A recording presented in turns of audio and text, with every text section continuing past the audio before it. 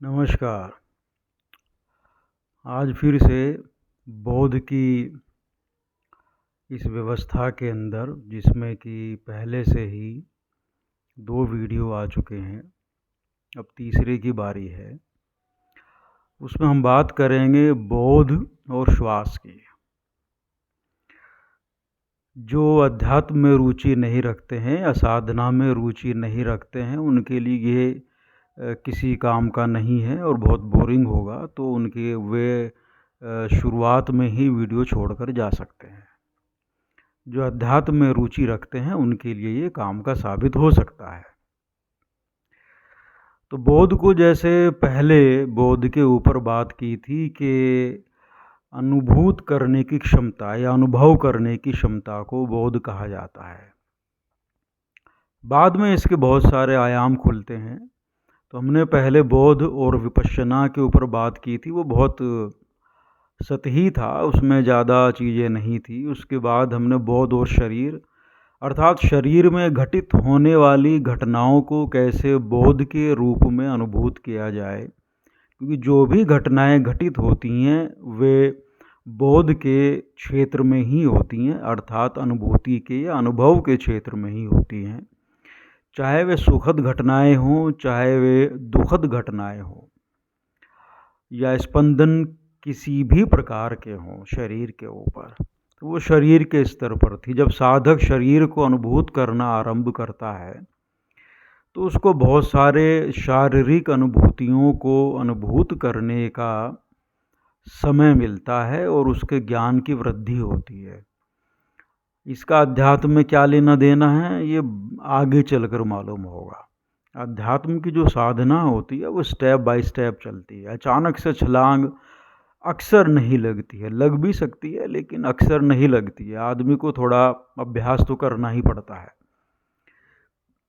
अब इससे आगे चलते हुए, श्वास श्वास हमारे जीवन को बनाए रखने के लिए अत्यंत आवश्यक प्रक्रिया है। जन्म होते ही श्वास अगर बच्चा ना ले तो सभी को चिंता हो जाती है और डॉक्टर उसको पीट पीट कर श्वास दिलवाते हैं। जब वो श्वास लेने लगता है तो उसके फेफड़े खुलते हैं, शरीर चलने लगता है, बहुत सारी चीज़ें होती हैं। तो श्वास जो है वो फंडामेंटल चीज़ है अस्तित्व के लिए। अब साधना में सर्वाधिक इस्तेमाल अगर किसी वस्तु का हुआ है साधना को ऊंचाइयों तक लेकर के जाने के लिए, तो उसमें श्वास का इस्तेमाल हुआ है।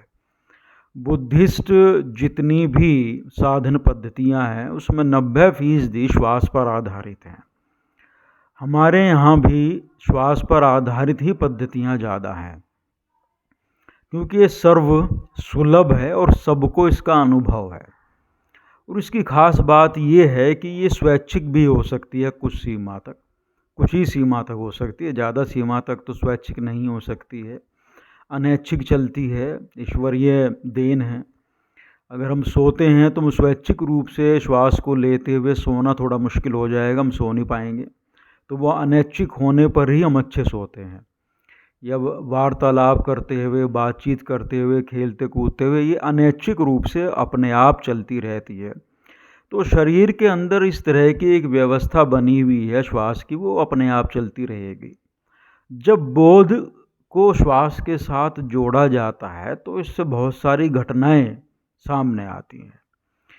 जब बोध को, अर्थात अपने अनुभूत करने की क्षमताओं को हम श्वास के ऊपर केंद्रित करते हैं, केंद्रित करना भी सही शब्द नहीं होगा, जब इसको देखते हैं बोध में ये जब घटित हो रही होती है और हमारा बोध श्वास पर जाता है, तो हमें श्वास के गुण धर्म की जानकारी चलती है, इसकी विशेषताओं की जानकारी चलती है। विपश्यना श्वास आधारित ही एक ध्यान की पद्धति है, ध्यान में जाने की पद्धति है, ध्यान को घटित करने की पद्धति है, स्वयं में ध्यान नहीं है। जितनी भी विधियां होती हैं वे स्वयं में ध्यान नहीं होती हैं, वे ध्यान को घटित करने की विधियां होती हैं। उन विधियों के अभ्यास से एक समय ऐसा आता है कि व्यक्ति ध्यान की अवस्था को घटित हो जाता है, अर्थात उसको ध्यान घटित होता है। ध्यान कर नहीं सकते हैं, वो एक अवस्था होती है जो स्वमेव आती है अच्छे अभ्यास के पश्चात। तो विपश्यना में श्वास को सहारा लेकर के ही काम चलता है। हमारे यहाँ अन्य विधियाँ भी हैं, प्राणायाम हैं, उनमें स्वैच्छिक श्वास का इस्तेमाल होता है। और उसको लंबा खींचना है, लंबा छोड़ना है, कितने समय तक के लिए फेफड़ों में रोकना है, या फेफड़ों में से बाहर निकाल करके कितने समय के लिए रोकना है। ये एक्सरसाइज के रूप में ज़्यादा अच्छा होता है, शरीर की अंदरूनी एक्सरसाइज के तौर पर, और उतनी ही जितना कि अंदरूनी शरीर आपका झेल सके बिना नुकसान के करवाए हुए। इसमें ध्यान का ज़्यादा लेना देना नहीं होता है। लेकिन जब बोध को श्वास के साथ जोड़ते हैं तो श्वास के जो चमत्कार हैं वे सामने आने लगते हैं। अब मान लीजिए हम बैठे हैं और अपने अनुभूत करने की क्षमता को हमने श्वास के ऊपर हल्का सा केंद्रित कर दिया। हम देखने लगे कि श्वास के साथ घटित क्या हो रहा है। श्वास नाक के द्वार से भीतर जा रही है, नलिका में से होती हुई, गले में से होती हुई फेफड़ों में जा रही है, फेफड़े फैल रहे हैं। वहाँ वो कुछ समय के लिए रुकती है, फिर बाहर निकलती है। ये पूरा एक साइकिल बनता है, बहुत सामान्य साइकिल बनता है, वर्तुल बनता है, रोज बनता है, अक्षण बनता है। जब बोध को इसके ऊपर हम लाते हैं, बोध क्षेत्र के अंदर इसको लाते हैं, तो ये जो साइकिल बन रहा होता है ये हमें स्पष्ट अनुभूत होना आरंभ हो जाता है कि श्वास कहाँ कहाँ टच हो रही है, नाक के भीतर कहाँ टच हो रही है, गले में कहाँ टच हो रही है। टच होने की जो फीलिंग होती है वो बोध के माध्यम से आने लगती है। फेफड़ों का फैलाव कहाँ तक हो पा रहा है, उसके साथ में पसलियाँ कहाँ तक फैल रही हैं, आगे की तरफ फैल रही हैं, साइडों में फैल रही है, पेट कहाँ तक फैल पा रहा है। इसमें कुछ भी स्वैच्छिक नहीं होना है। इसमें जो अनैच्छिक रूप से श्वास अपने आप चल रही होती है उसके पूरे वर्तुल को, पूरे साइकिल को देखना होता है, उसको बोध क्षेत्र में लाना होता है तो है ही वो बोध क्षेत्र में, लेकिन उसको लाना होता है। थोड़ी सी अवधान, हल्की सी एकाग्रता, घोर एकाग्रता नहीं। ध्यान घोर एकाग्रता से अलग वस्तु होती है। एकाग्रता भी ध्यान को घटित करने का एक माध्यम है, उसी तरह बोध भी ध्यान को घटित करने का एक माध्यम होता है। ध्यान भी जब घटित होता है बोध में ही होगा। बोध हमेशा बियॉन्ड है, वो एकाग्रता की भी बियॉन्ड होता है और ध्यान की भी बियॉन्ड होता है। बोध मूलभूत गुण है आत्मा का, उस पर बाद में आएंगे। वैसे तो बहुत हल्का लगता है ये विषय या ये शब्द बोध, लेकिन ये बहुत व्यापक है। इसी की खोज में हम हैं, इसको समझने की में, उसमें हम श्वास का सहारा ले रहे हैं। तो श्वास पर आते हैं दोबारा से।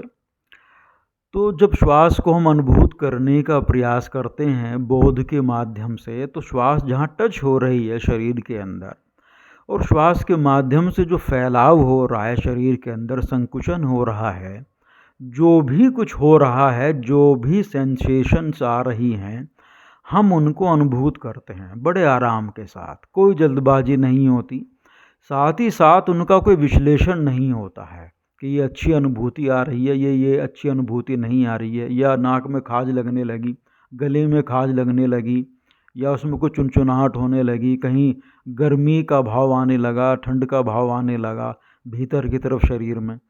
ये स्वाभाविक अनुभूतियां हैं जो हर वक्त होती रहती हैं, लेकिन चूंकि बोध में ये नहीं आती है या हम इन पर हल्का सा भी अवधान नहीं रखते हैं, तो ये हमें फील नहीं होती है, क्योंकि हमने अपनी क्षमता को जो फील करने की इसके ऊपर नहीं लगाया है।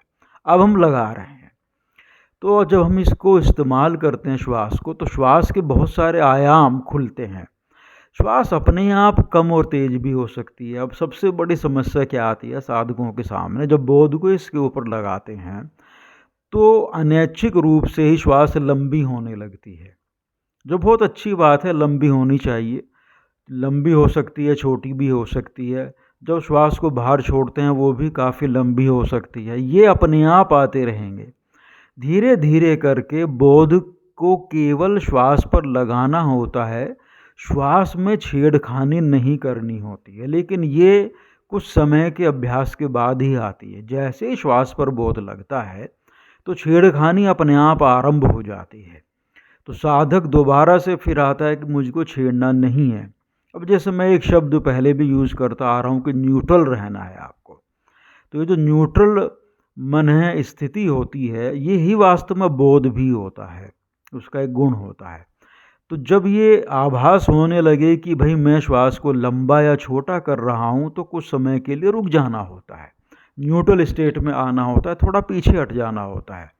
उसके बाद अपने आप श्वास दोबारा से अपने अनैच्छिक स्वरूप में आ जाएगी और आप श्वास को देखते रहेंगे, उसको बोध के क्षेत्र में लाते रहेंगे। ये काम चलता रहेगा। धीरे धीरे करके जो आंतरिक फैलाव हैं शरीर के, फेफड़ों के, पसलियों के, पेट के, ये भी बोध क्षेत्र में अच्छे से आने लगेंगे, बहुत अच्छे से आने लगेंगे। आंतों तक के जो ऊपर नीचे होना है, आंतों में जो फैलाव हो रहा है, संकुचन हो रहा है श्वास के कारण से, नीचे तक पेट के निचले हिस्से तक जो संकुचन हो रहा है, फैलाव हो रहा है श्वास के कारण से, जो चीज़ें घटित हो रही हैं भीतरी हिस्सों में शरीर के, और साथ ही साथ आपके मस्तिष्क का जो हिस्सा होता है या ब्रेन, इसमें जो संकुचन और फैलाव होता है श्वास के माध्यम से, ये भी बोध के क्षेत्र में धीरे धीरे करके आने लगता है। बाहरी शरीर पर जो प्रभाव आ रहे होते हैं गर्मी के, सर्दी के, वाइब्रेशंस के, ये भी आपके बोध के क्षेत्र में आने लगते हैं। तो इसका क्या फ़ायदा है? इसका फ़ायदा ये है कि साधक अपने आंतरिक शरीर की अनुभूति को करने लगता है श्वास को माध्यम बना करके, बिना ज़्यादा छेड़खानी किए हुए। ये बहुत बड़ी चीज़ होती है साधना में। अब हो क्या रहा है इससे कि साधक अपने अस्तित्व के जो गहरे आयाम होते हैं उनको देखने में सक्षम होने लगता है। सक्षम होने लगता है कहना भी ठीक नहीं होगा, सक्षम तो वो पहले से ही है, बस उसकी अनुभूति में आने शुरू हो जाते हैं। जब ये चलता रहता है काफ़ी लंबे समय तक, मान लीजिए आप बैठ गए आधा घंटा, 1 घंटा, 2 घंटा, 3 घंटा, तो पाएंगे कि इसके बाद जो ब्रेन की एक्टिविटीज़ होती हैं, जो न्यूरॉन्स के अंदर स्पंदन चल रहे हैं, जो एक वैचारिक गतिविधियां चल रही हैं, भावनात्मक गतिविधियां चल रही होती हैं, वे काफ़ी धीमी होने लगती हैं। जो मेमोरीज आ रही हैं वो काफ़ी शिथिल होने लगती हैं। तो दिमाग के ऊपर जो बोझ फील होता है हर वक्त, जो तनाव फील होता है, वो धीरे धीरे करके घटने लगता है। जब वो घटने लगता है तो एक किस्म की शांति का आभास होता है। आभास होता है, वो शांति आ गई या नहीं आ गई ये अलग विषय है। आभास होने लगता है, वो धीमेपन का आभास है, वास्तव में शिथिलता का आभास है। अब इसके साथ एक समस्या भी आने लगती है कि जब श्वास को इस तरह नेचुरल छोड़ा जाता है, तो जो हमारे माइंड की टेंडेंसी होती है नींद में जाने की, तो नींद में जाना हम प्रारंभ कर देते हैं। तो उसके लिए बीच बीच में श्वास को ऐच्छिक रूप में लेना होता है, थोड़ा तेज करके, हल्का हल्का, जिससे कि वो जो सुस्ती आ रही है दिमाग के अंदर, नींद में जाने की जो टेंडेंसी होती है वो हट जाए और दिमाग में थोड़ी चेतन्यता आ जाए। हमें सोना नहीं है, हमें बोध को बनाए रखना है। उस बोध में ही आपके नींद में जाने की गतिविधि भी घटी रही है, उसका बोध भी हो ही रहा है, लेकिन शुरुआत में क्योंकि मैच्योरिटी नहीं होती है साधक की, तो इसलिए उसको थोड़ा तेज श्वास से लेकर के थोड़ी उत्तेजना खून के अंदर लानी पड़ती है, जिससे कि वो सोने का भाव हट जाए। वो हट जाएगा, उसके बाद फिर से आप अपनी चेतना को, अपने बोध को श्वास पर बनाकर रख सकते हैं और जितने लंबे समय तक बैठ सकें। इसको चलते फिरते भी करना संभव हो सकता है। टहल रहे हैं तो अपने बोध को श्वास पर बना लें अंदर की तरफ।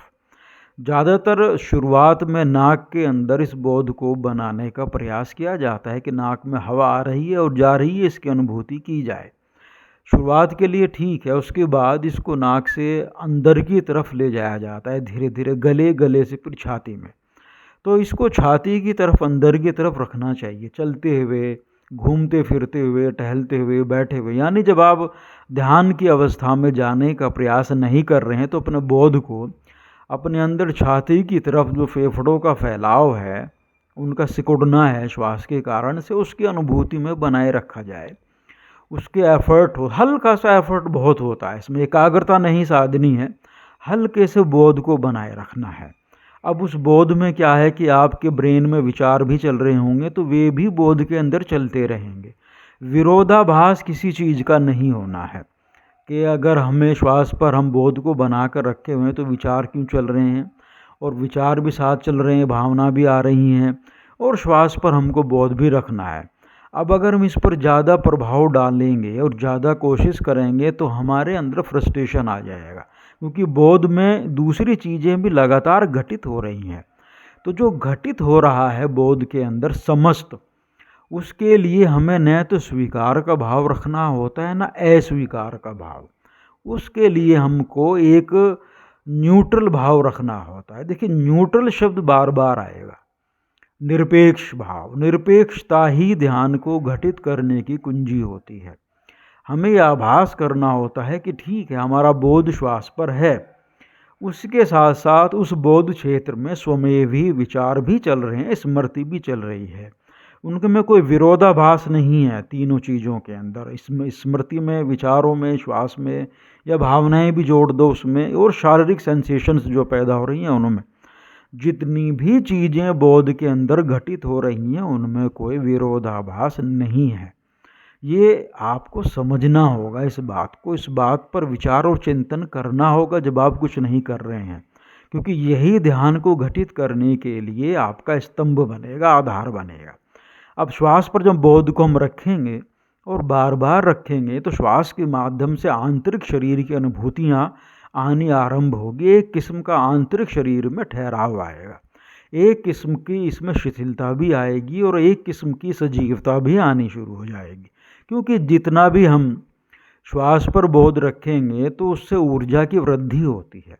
प्राण का जो सर्कुलेशन होता है, बिना प्राणायाम किए जो प्राणायाम के स्वरूप चल रहे हैं भारत में या बाहर भी, वो एक शारीरिक एक्सरसाइज ज़्यादा मान सकते हैं।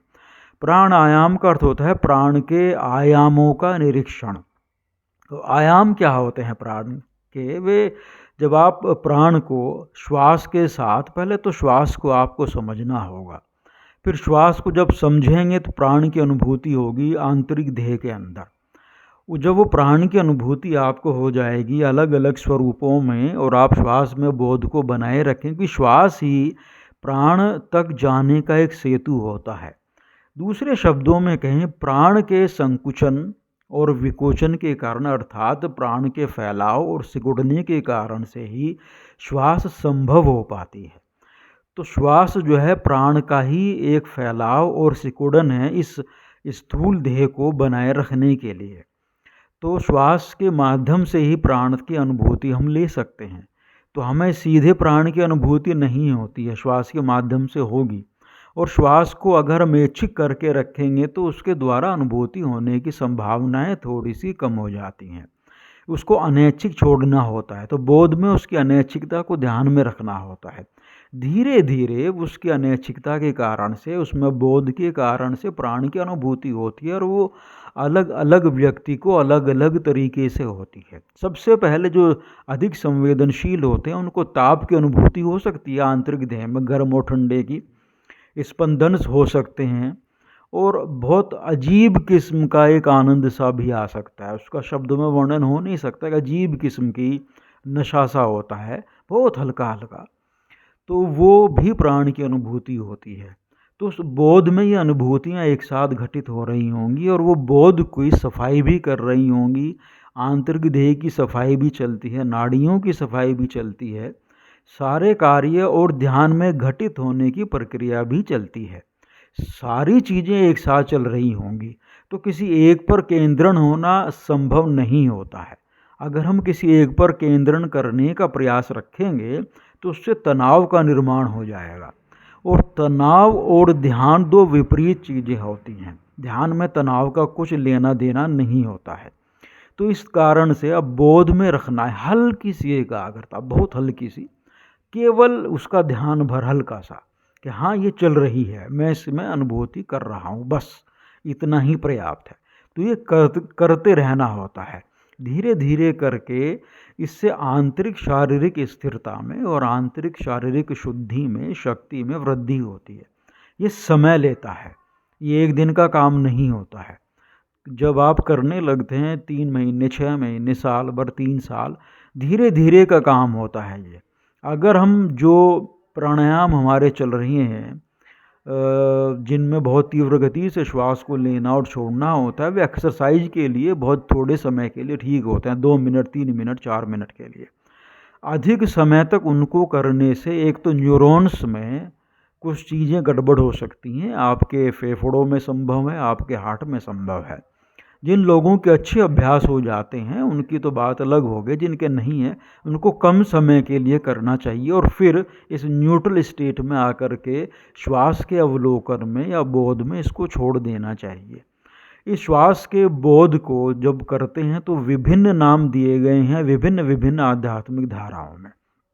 बौद्ध धर्म में आनपान सती योग होता है, वो सेम चीज़ है। विपश्यना होती है, सेम चीज़ है। अजपा गायत्री होती है हमारे यहाँ, सेम चीज़ है। सोहम साधना होती है, सेम चीज़ है। कोई ये इनके अलग अलग नाम होते हैं और इनमें कोई फ़र्क नहीं है। बात यही होनी है, क्रिया यही होनी होती है।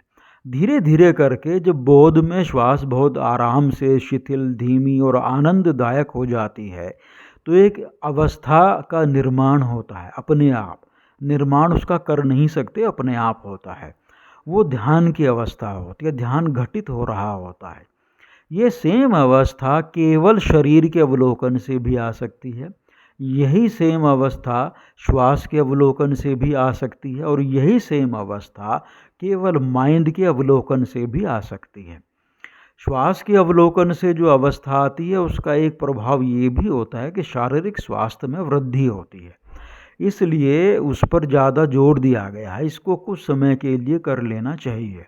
इसके बाद जब हम माइंड की तरफ जाएंगे, यानी कि मनोभावों को बोध में रखते हुए न्यूट्रल स्टेट में कैसे आया जाए, तो उसके अपने प्रभाव होते हैं। लेकिन अगर पहले श्वास के माध्यम से बोध को हम साधित कर लें तो जब दूसरे भाग पर चलते हैं मन वाले पर, तो उसमें आसानी हो जाती है, क्योंकि लगभग 90% काम पहले ही हो चुका होता है। तो ध्यान का घटित होना बड़ा आसान हो जाता है। श्वास पर जब बोध को रखते हैं लंबे समय तक, तो कुछ समय के बाद जब परिपक्वता आ जाती है तो अपने आप बोध आंतरिक क्षेत्रों में मन के अपने आप जाने लगता है। दूसरे शब्दों में बोध में वे आंतरिक चीज़ें घटित होती स्पष्ट तौर पर अनुभूत होने लगती है और उनसे एक विभेद, एक दूरी भी अनुभूत होने लगती है। ये आगे का विषय रहेगा। आज के लिए सिर्फ यही काफ़ी है। धन्यवाद।